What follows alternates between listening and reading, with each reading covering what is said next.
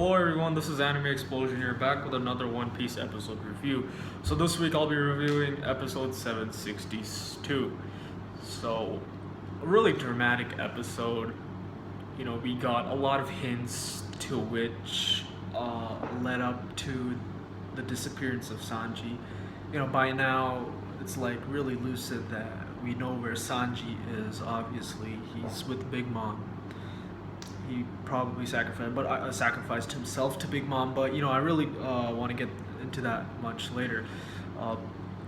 But you know, starting off the episode, you know, as they're traveling, you know, these guys are still on their way to meet Master Cat Wiper, but on their way, you know, the story still does continue. Brooks like, you know, Sanji isn't coming back. Luffy, you know, you have to deal with it. He said that he's gonna come back real soon, but Brooks like, no, he's not coming back. And Luffy, you know, he gets really pissed. Like, what are you talking about? It's our cook. It's Sanji. Why would he leave us? He won't leave us. He's coming back. Don't talk about our friend like that. Don't talk about him like that. You know, he's coming back. It's Sanji. He has to come back. You can't say that he left the crew. So that's what Brooks saying, and Zoro from the side is like, I'm pretty happy the swirly eyebrow guy left. You know, I wouldn't be much happier if he left or he didn't. I really don't care. But that little statement, that's just Zoro's personality speaking. But let me tell you, the rivalry bond that Sanji and Zoro have is really unique. You know, you don't have that bond within anyone in the crew.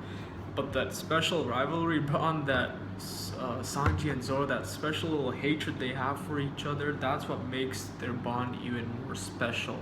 Alright, from the outside, alright, these guys may hate each other, right? They might compete against each other, but end of the day, trust me, Sanji will do anything for Zoro, and vice versa. Zoro will do anything Sanji. Put these two in a battlefield, they'll protect each other.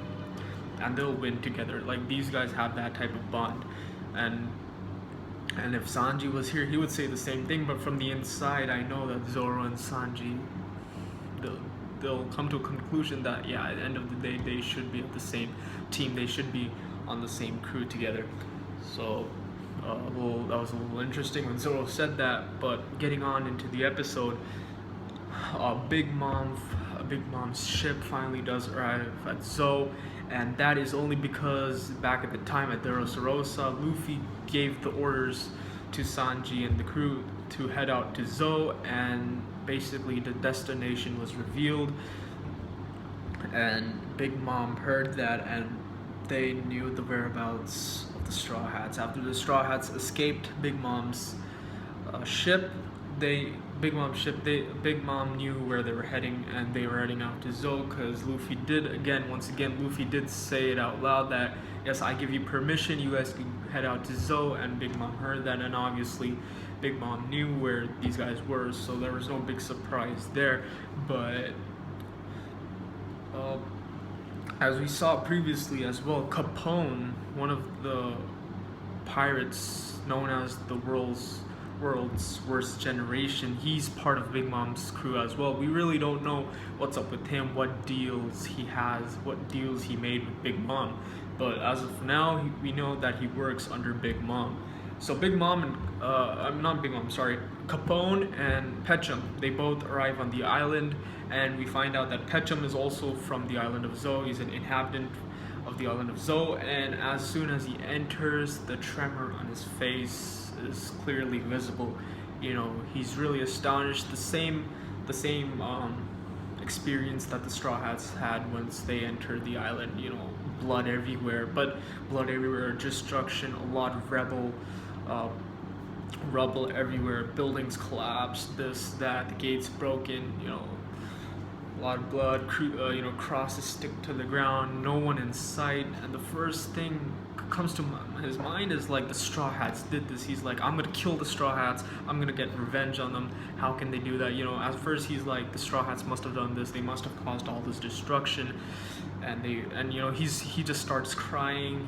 He's in so much pain. He's confused. He doesn't know what's going on his own island. After many years, he returns. He can't see a single mink in sight. You know, just imagine the things that he was overcoming during that period. And Capone's just there, you know, smoking his cig.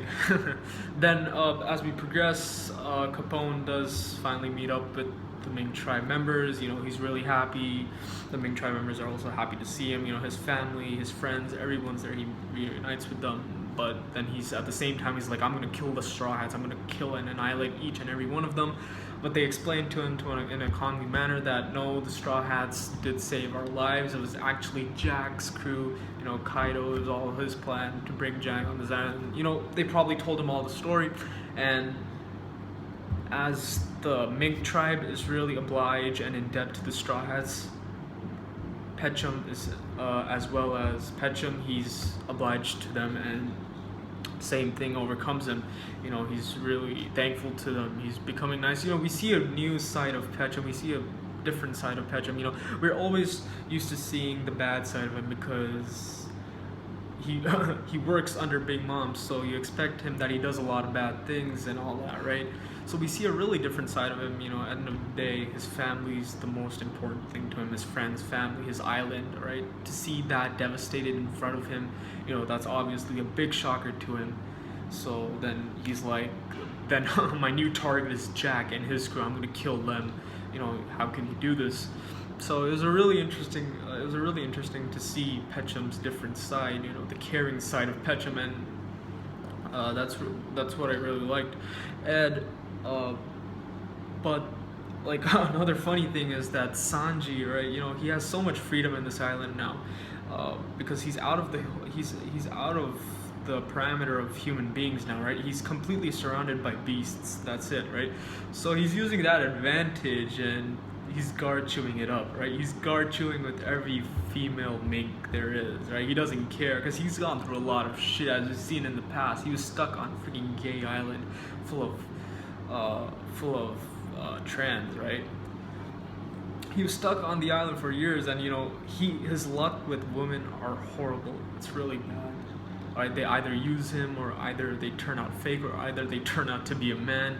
But Sanji, you know, he took the full advantage. He doesn't care whether or not they're a mink or they're a human being. He's like, to every female mink he comes across, he's just guard chewing with her. You know, he's just rubbing his skin against her, and the guys, the mink guys are like, all right, come to us.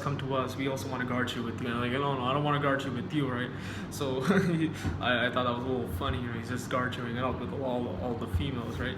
You know, there's not really any boundaries here, right? If he did that in the human world, they would just call him a rapist and they just send him to jail. They call him a lot of bad things.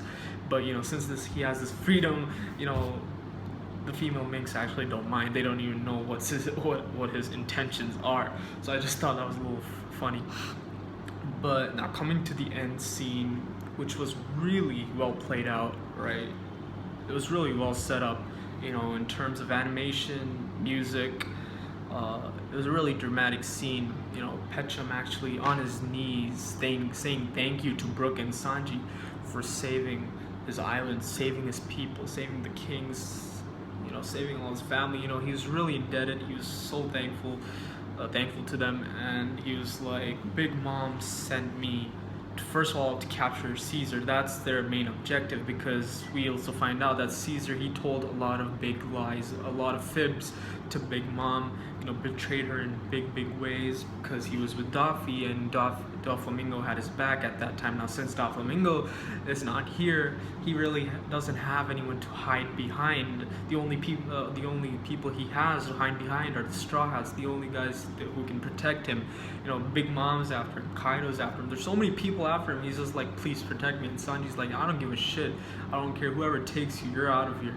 You're alright. We don't give a shit. Right? Just because you're staying here as a hostage, that doesn't mean we're friends. You know, so get the fuck out of here. But coming back to PEKOM, he's like, Big Mom, right? Big Mom initially came for Caesar, right? We need to take him in because of all the bullshit that he did with us.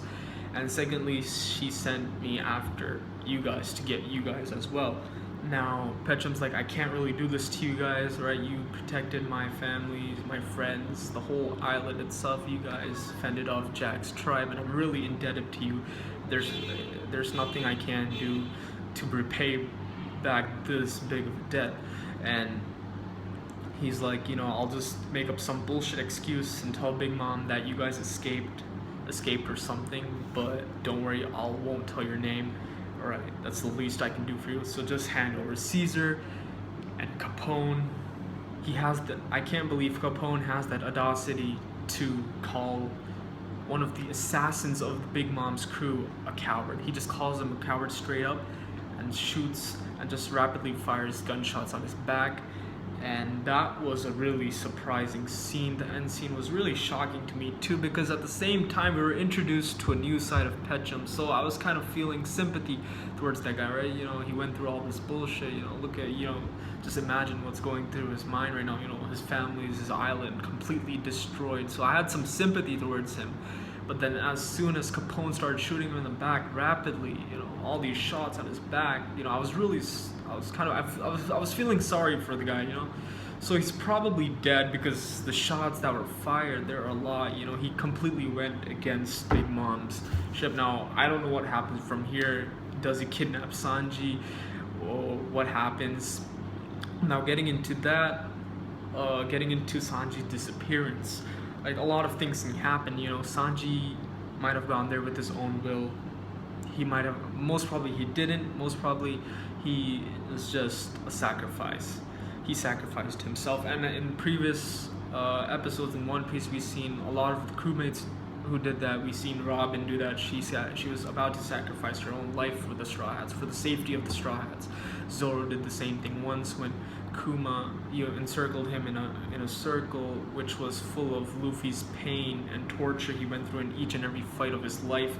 Zoro endured all that pain for the safety of his crewmates, and I have a feeling Sanji's about to do the same thing. There's some deals going on. Capone might have said something to Sanji, that your crew is in a lot of danger, and we'll take you. We'll leave the crew alone, but in exchange we want you. And Sanji might have been the sacrifice. He might have been the goat, So there's a few things out there. But we all do know what's clear now. We know where Sanji is. He's obviously with Big Mom's crew. But the reason, we're probably going to find out in next week's episode, that what's the actual reason that happened. Did he actually go there with this, with his intentions being pure, or did he just go there for the sake of the safety of the crew? So really interesting chapter. I really did enjoy it. So I hope you guys like this One Piece episode review. Thank you for watching. Bye.